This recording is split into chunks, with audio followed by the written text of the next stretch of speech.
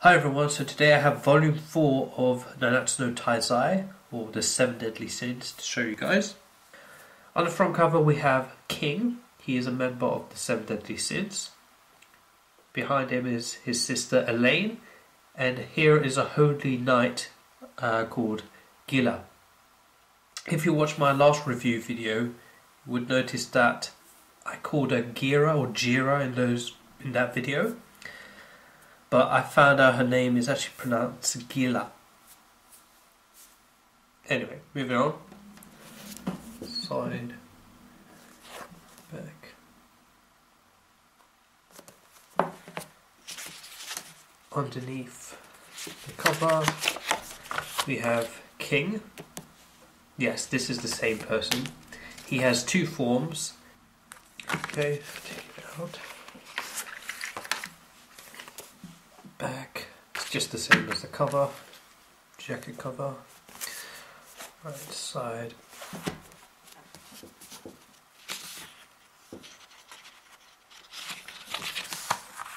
So this volume 4, has chapters 23 to 29 plus a bonus or side kind of story chapter. So here we have the 7 Deadly Sins. Well, only 4 of them. King, Ban, Diane, Meliodas. Here is Elizabeth, Hawk, Gila, the Holy Knight.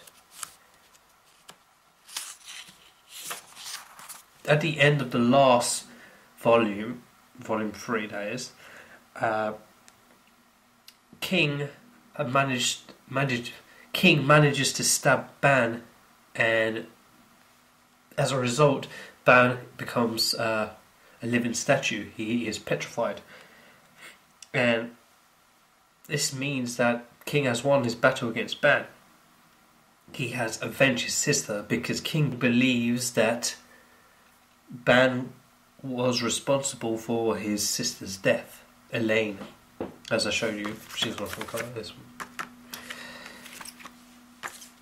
Anyway, so here, after defeating Ban, King leaves, or slowly leaving,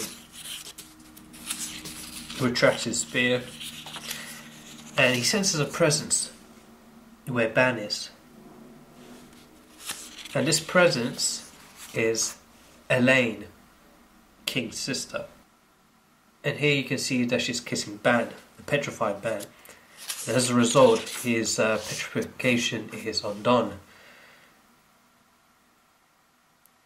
Of course, King is confused. What's going on? He can hear his sister, but he cannot see her.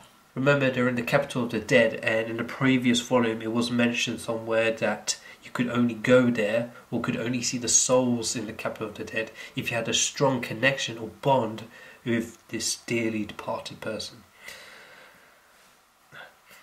This means that Elaine's and Ban's bond is strong enough for them to see each other and communicate, whereas King is only able to hear his sister and not see her.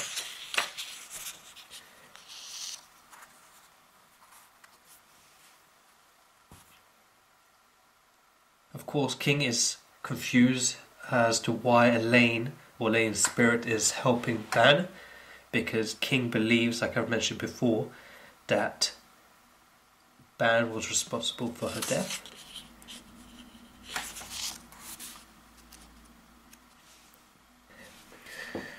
Here, due to an explosion, Ban realizes that a holy knight is attacking his friends, so he leaves. Of course, King is still confused as to everything, so he stays there. Here, Ban and Elaine bid their farewells, and he leaves to go and help Meliodas. So going back to the fight with Meliodas, Diane and Gila. Although 2 members of the 7 Deadly Sin are fighting this one holy knight, they seem to be struggling against her. Gila's power seems to be overwhelming them.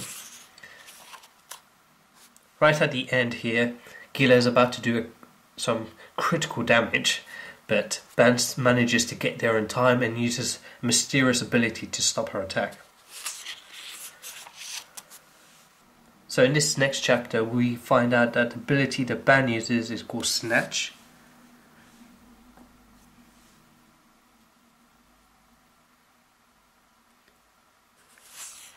And Gila, not giving up, counters this technique with a technique of her own called Drift Bomb.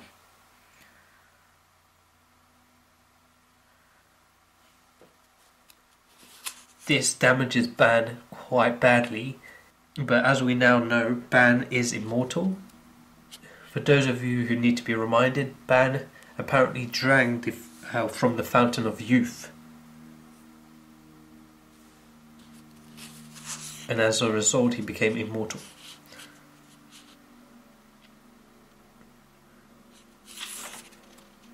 The battle continues with Meliodas trying to defeat Gila, but as you can see here, he was unsuccessful. During this short period, Ban has fully recovered from Gila's previous attack. And that's where we leave them for now, and we go back to King, who still seems to be confused as to why Elaine helped Ban, because he believes that Ban killed Elaine. So King is really confused. Why would Elaine help her murderer?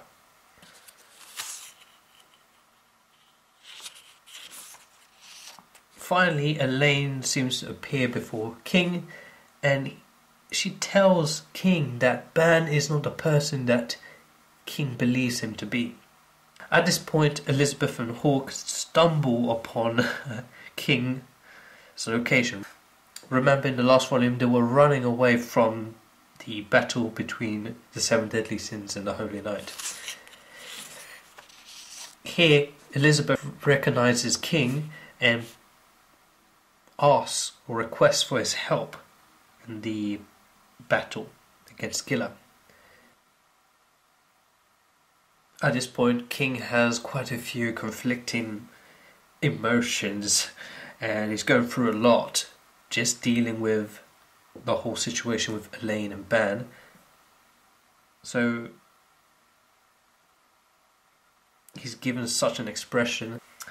Elizabeth sees this and decides to borrow King's spear. Okay, going back to the battle.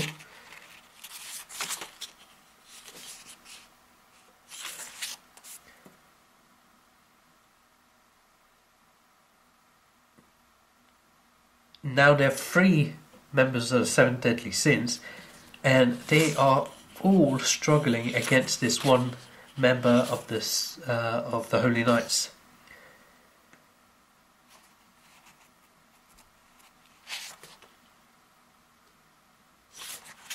Just at this point, King's spear pierces through Ban, who is immortal, remember, and hits Gila. So now King is in the battle as well.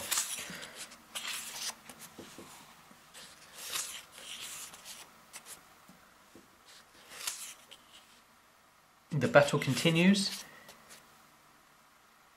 but unlike the other members of 7 deadly sins, King is able to defend against Gila's attacks and manages to defeat her in the end.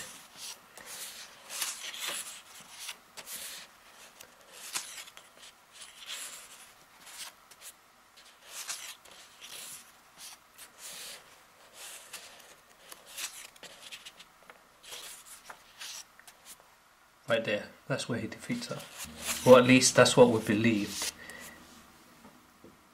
But here she appears again, managing to get up after such a enormous amount of damage. And just here she's about to strike King when Meliodas comes and knocks her away or counters her attack. So now at this point, Gila has been thoroughly defeated.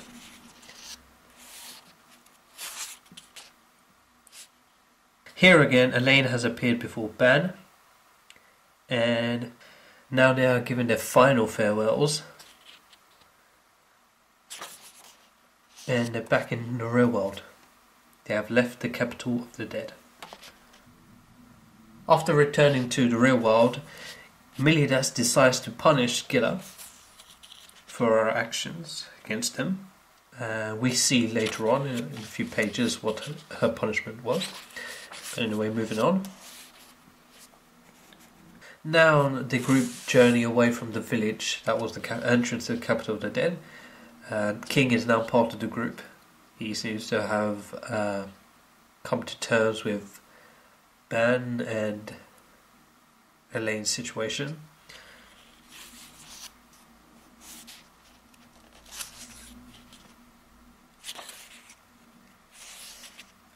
At this point here,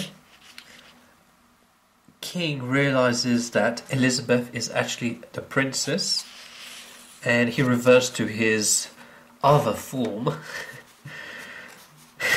which seems to shock some of the characters. And he gives his formal introduction to Elizabeth.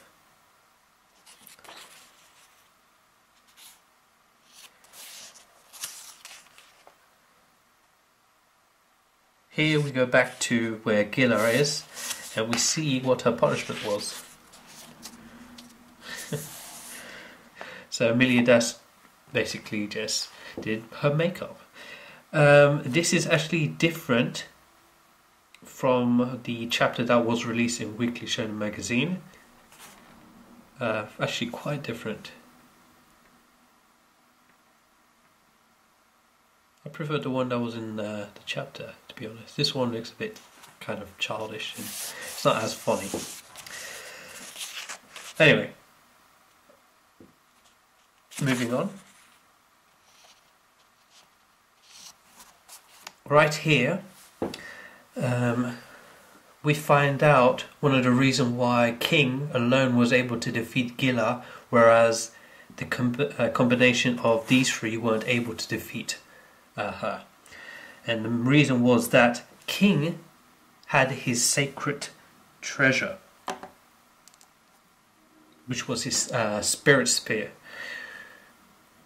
But Diane, Milidas and Ban have seemed to have misplaced or sold their sacred treasure, which at this point King is shocked by.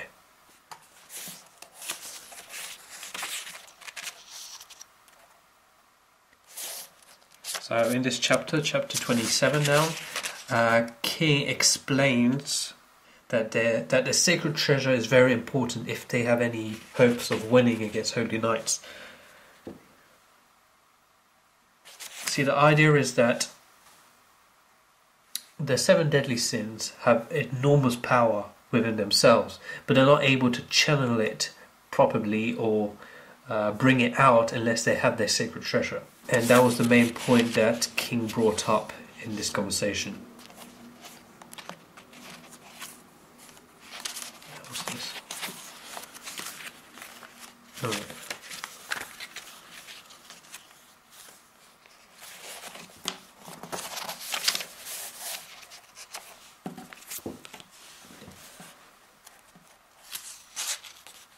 We also find out in this chapter a little bit more about the new generations of Holy Knights. Like Gila, like we saw earlier, she is a new generation. Basically what this means is that they seem to be more powerful or seem to train faster than the first generation of Holy Knights.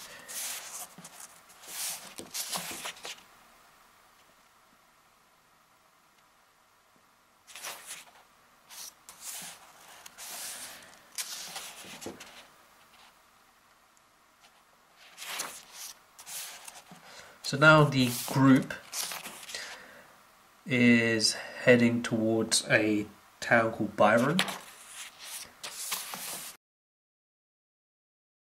And they stumble upon wanted posters, and there is a wanted poster of Elizabeth.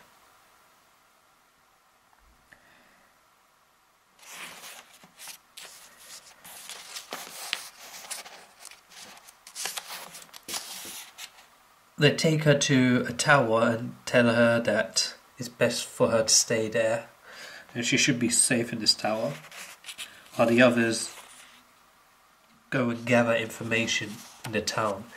What they're trying to get information on is the locations, or an idea on the locations of the other members of the Seven Deadly Sins.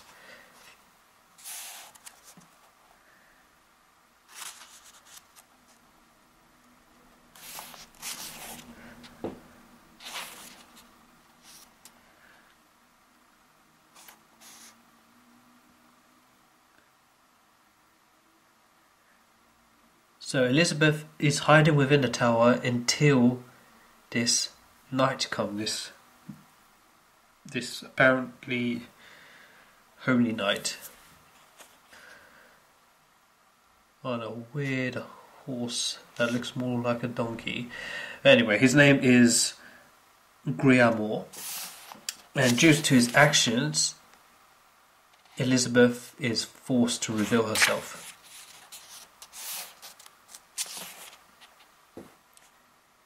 To prevent Griamore from executing an innocent civilian.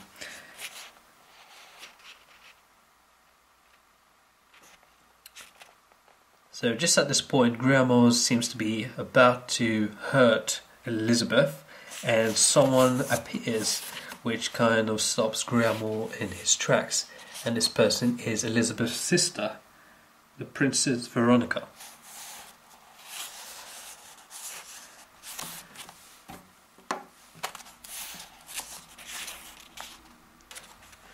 Moving on to chapter 28. Elizabeth is taken to the Ceramic Tear Inn by Veronica and Griamore, and the two sisters argue about their allegiance to the Seven Deadly Sins and the Holy Knights. Basically, Elizabeth just doesn't want to give up on her quest against the Holy Knight, and Veronica says that the Seven Deadly Sins are the true enemy.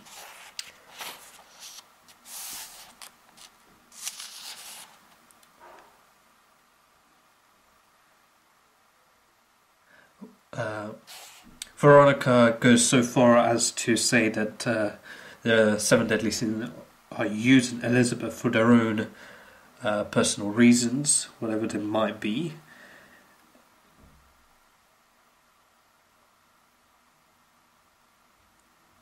And Elizabeth really snaps back with saying that she's opposed to the Holy Knights enslaving the citizens, as she puts it.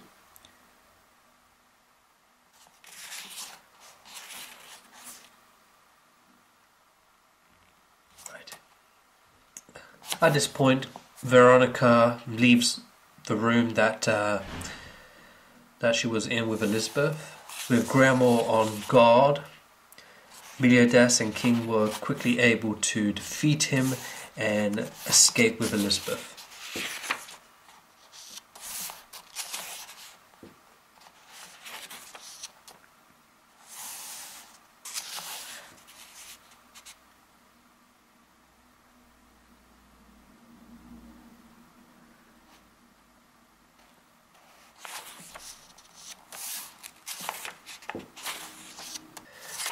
Now moving on to chapter 29. The Great Holy Knight, his name is Dreyfus, he is given a speech on the real reason that the Holy Knights have carried out a coup d'etat, troop morales for the forthcoming war. Here we have Gilfunder and Hauser battling northern barbarians who are trying to invade Britannia. Of course, these two Holy Knights managed to defeat a whole army on their own. They return back to the capital, and we learn a little bit more about this impending war. They call it the Holy War, which they believe, or they predict, will include the Seven Deadly Sins, the new generation of Holy Knights, and others, which we find out further down the line in this whole adventure.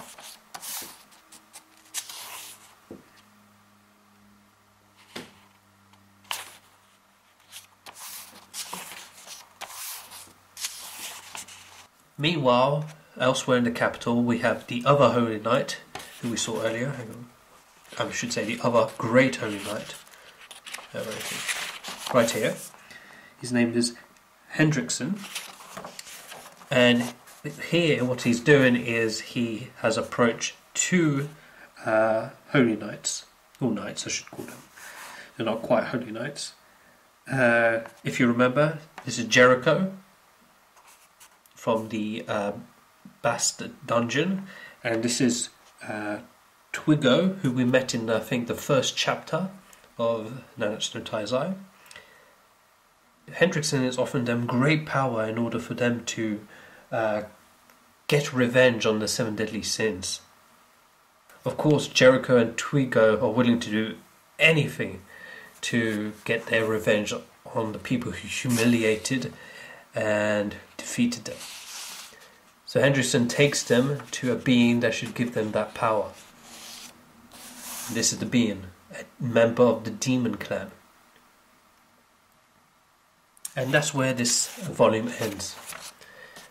Now this goes on to the side story that I mentioned at the beginning of this video.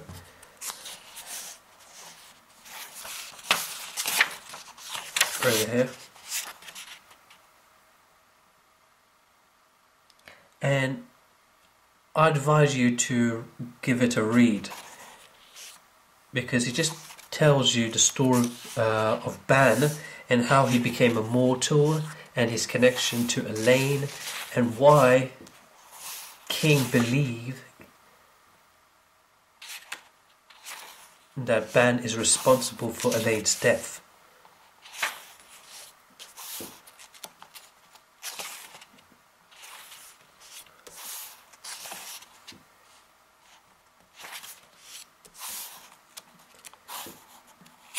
What I can tell you, without spoiling it too much for you, is that Ban is not really responsible for her death. And like we saw in the first chapter in this volume, there is a kind of close relationship that Elaine and Ban share. They do seem to be in love, or at least not in so many words.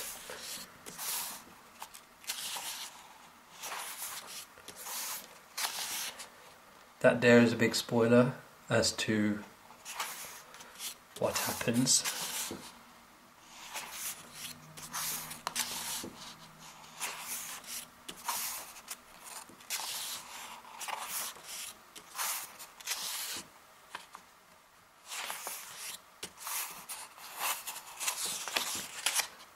So yeah, if you haven't read this side story or side chapter,